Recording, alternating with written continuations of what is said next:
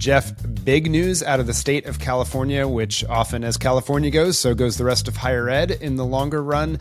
They are banning legacy admissions, not just for their public institutions, but also the private ones. Your view?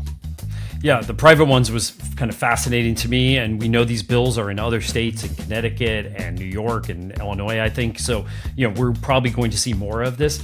Michael, what's very interesting to me about this is this idea of trying to regulate what's happening inside the admissions office, right? We had the SCOTUS decision, of course, around affirmative action. Now we have this. What I think is happening here is that people think, well, we could start to regulate what's happening inside these admissions offices. And I think in many cases, just like we're seeing now with folks saying, well, we didn't see the changes in admissions that we expected around race and ethnicity, so now we're going to kind of continue to go after colleges and universities. It's really hard to police this.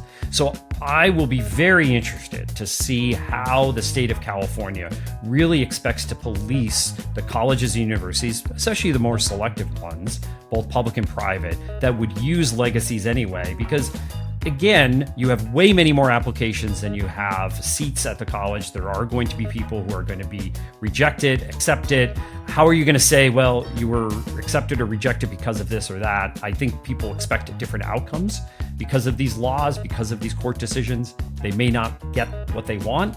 And so I think it's going to be really hard to police these laws.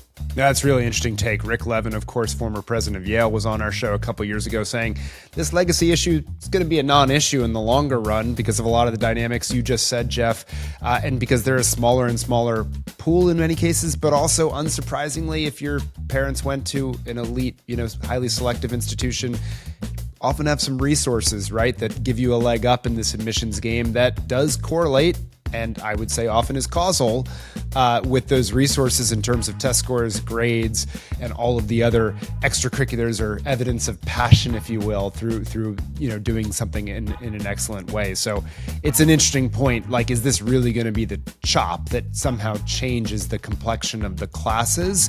I think I hear you saying you're skeptical, and I might say I am as well.